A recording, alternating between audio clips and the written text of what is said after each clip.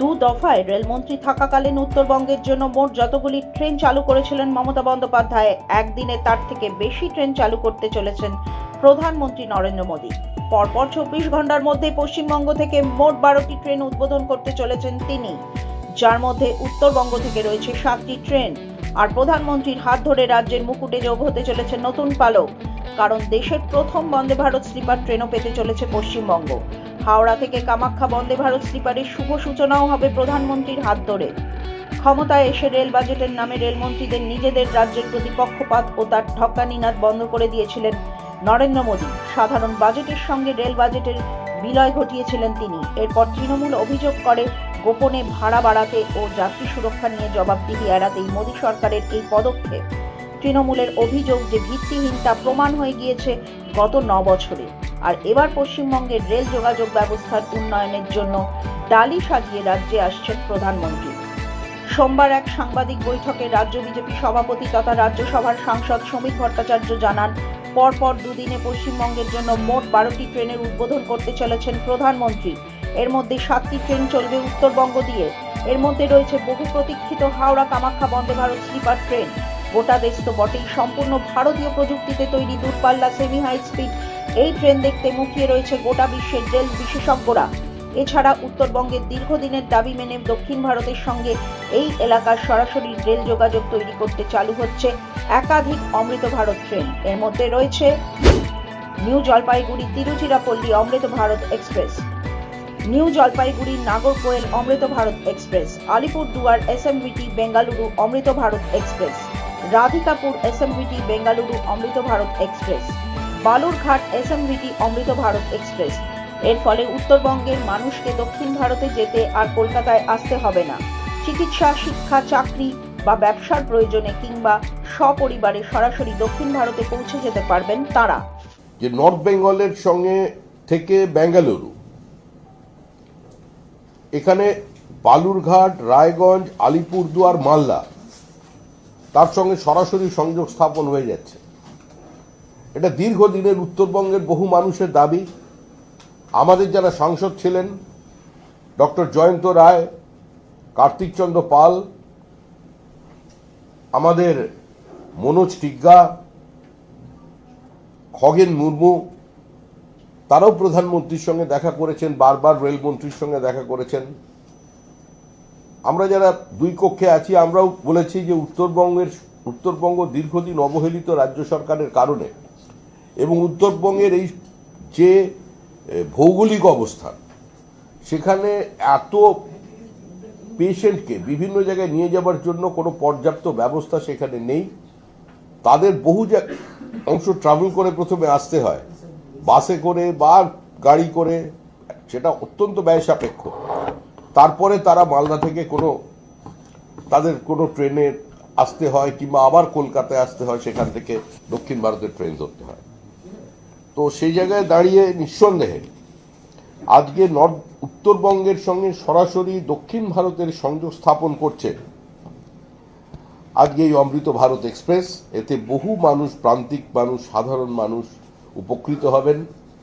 গাড়িগুলি non AC হলেও তার ভিতরে যেভাবে ডিজাইন করা হয়েছে সেখানে তাদের স্বাচ্ছন্দ্য থাকবে এবং তাদের ট্রেনের গতিও অনেক বেশি, তারা এগুলোকে এফোর্ড করতে পারবেন। মালদা থেকে যেটা তিনি ফ্ল্যাগ অফ করবেন সেটা যাচ্ছে কামাখ্যায়, কলকাতা টু কামাখ্যা একটা বন্দে ভারত এবং 6টা অমৃত ভারত। 6টা অমৃত ভারতের মধ্যে থেকে নর্থ বেঙ্গল থেকে মালদা থেকে বালুরঘাট, রায়গঞ্জ, আলিপুরদুয়ার, মালদা এই সব জায়গা থেকে যে যাচ্ছেন 6টি অমৃত ভারতের ট্রেনে তিনি মালদা স্টেশন থেকে তিনি প্রথম ভার্চুয়ালি উদ্বোধন করবেন। একটা ট্রেন সেখানে দাঁড়িয়ে থাকবে, একটা কামাখ্যায় দাঁড়িয়ে থাকবে, বাদ বাকি ট্রেনগুলোকে তিনি ভার্চুয়ালি উদ্বোধন করে দেবেন। ফিজিক্যাল উদ্বোধন বলতে যা বোঝায় সেটা একটাই ট্রেন হবে, সেটা হচ্ছে সেটা মালদায় থাকবে, বেঙ্গালুরু।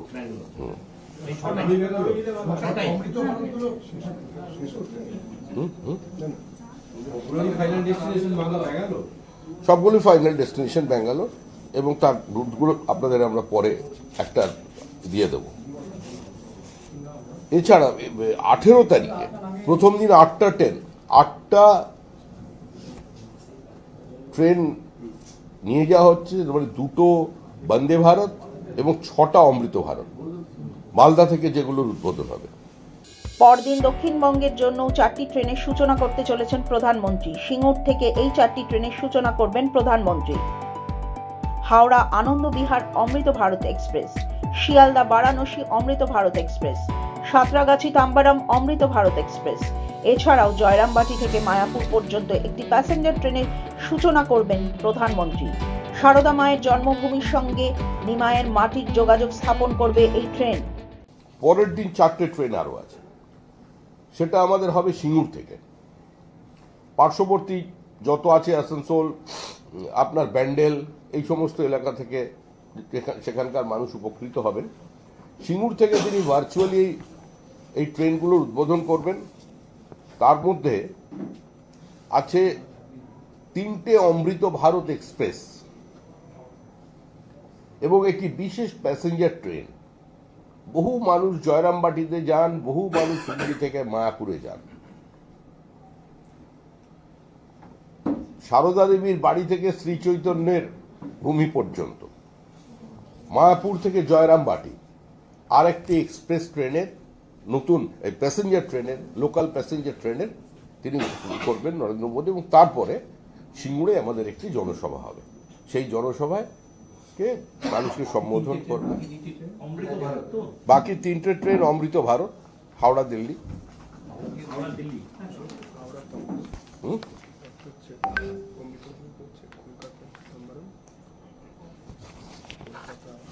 বাকি 3টে মায়াপুর থেকে জয়রামবাটি পর্যন্ত নতুন প্যাসেঞ্জার ট্রেন, কলকাতা থেকে মানে সাঁতরাগাছি টু তাম্বারাম অমৃত ভারত এক্সপ্রেস, কলকাতা মানে হাওড়া থেকে আনন্দ বিহার টার্মিনাল অমৃত ভারত এক্সপ্রেস, শিয়ালদা থেকে বেনারস পর্যন্ত অমৃত ভারত এক্সপ্রেস।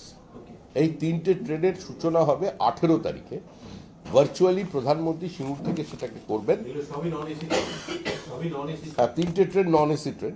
আর প্রথম স্লিপার ক্লাস বন্দে ভারতের, যেটা কলকাতা থেকে কামাখ্যা, মানে বাংলা থেকে আসাম, সেটা স্লিপার ক্লাসের ট্রেন। সেই ট্রেনটা এখান থেকে শুরু হবে। পুরো 12টি ট্রেনের উদ্বোধন করবেন আমাদের নতুন বছরেই প্রধানমন্ত্রী। সম্প্রতি বিভিন্ন ট্রেনে স্লিপার ক্লাসের সংখ্যা কমে যাচ্ছে বলে অভিযোগ করছিলেন অনেকেই বলেছিলেন সামর্থ্যের বাইরে গিয়ে এসির টিকিট কাটতে হচ্ছে তাদের। একই দিনে রাজ্য থেকে 8টি অমৃত ভারত এক্সপ্রেসের উদ্বোধনে তাদের অভিযোগের অনেকটা সুরাহা হবে বলে মনে করা হচ্ছে। কারণ অমৃত ভারত ট্রেনগুলি পুরোটাই স্লিপার ক্লাস, তবে স্বাচ্ছন্দ্যে এসির থেকে তেমন পার্থক্য নেই এই ট্রেনের। অত্যাধুনিক interior, LED lighting, mobile phone charging socket, bottle holder, অত্যাধুনিক শৌচাগার রয়েছে এই ট্রেনেও। সঙ্গে রয়েছে প্রশস্ত ভেস্টিবিউল। ফলে কার্যত এসির আরামে অমৃত ভারত এক্সপ্রেসে চড়ে গন্তব্যে পৌঁছে যেতে পারবেন সাধারণ মানুষ।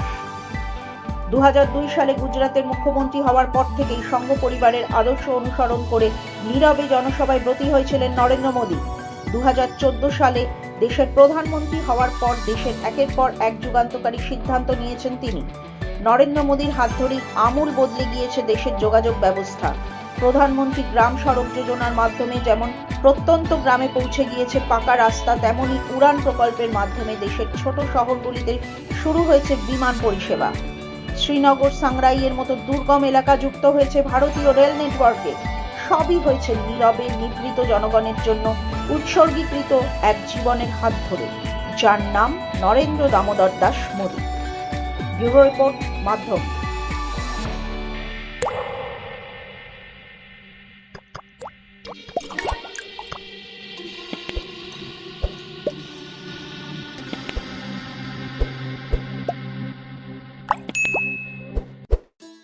उत्तर प्रदेश के मुख्यमंत्री योगी आदित्यनाथ के नेतृत्व में आज उत्तर प्रदेश में गौमाता न केवल सुरक्षित है बल्कि प्रदेश की अर्थव्यवस्था को नई ताकत दे रही हैं। मुख्यमंत्री योगी आदित्यनाथ ने गोवंश संरक्षण को सामाजिक, सांस्कृतिक और आर्थिक क्रांति में बदल दिया। प्रधानमंत्री नरेंद्र मोदी के विजन और योगी सरकार की कार्य योजना से 2 जनवरी 2019 को देश की पहली निराश्रित गोवंश संरक्षण नीति उत्तर प्रदेश में लागू हुई। अगर कोई किसान 4 गोवंश रखता है तो 4 गोवंश के लिए 6,000 रुपए महीना हम उनको देते हैं। आम के आम और गुठली के भी दाम, यानी गौ माता की सेवा का पुण्य भी पाओ और सरकार का अनुदान भी पाओ। आज प्रदेश में 7,717 गौशालाओं में 12,52,000 गोवंश संरक्षित हैं। 520 मोबाइल वेटनरी यूनिट्स, 2,200 से अधिक प्राथमिक पशु चिकित्सालय और 2,575 पशु सेवा केंद्र दिन रात सक्रिय हैं। ग्राम स्तर पर जैविक खेती को बढ़ावा मिल रहा है।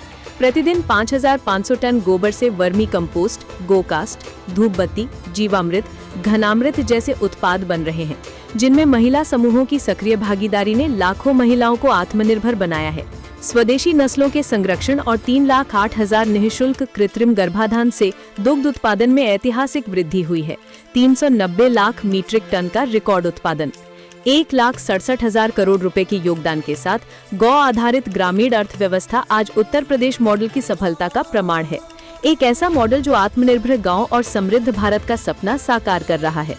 मुख्यमंत्री सहभागिता योजना तथा पोषण मिशन अंतर्गत 1,14,089 लाभार्थियों को 1,69,024 गोवंश सुपुर्दगी में दिए गए हैं। मेरा नाम गोरखनाथ यादव, ग्राम जौकाबाद, पोस्ट कुडहन, जिला जौनपुर, उत्तर प्रदेश का रहने वाला हूँ। उत्तर प्रदेश सरकार द्वारा हमें 70,000 रुपये गौशाला बनाने के लिए मिला, जिसमें हमने 27/10 का गौशाला बनवाया। गोमाता संरक्षण के इस मॉडल से उत्तर प्रदेश में सभी तरह के कार्यक्रम तथा योजनाएं बनाई गई हैं, जिससे राज्य के साथ साथ देश का भी विकास हो रहा है। गोमाता का आशीर्वाद, विकसित उत्तर प्रदेश, विकसित भारत।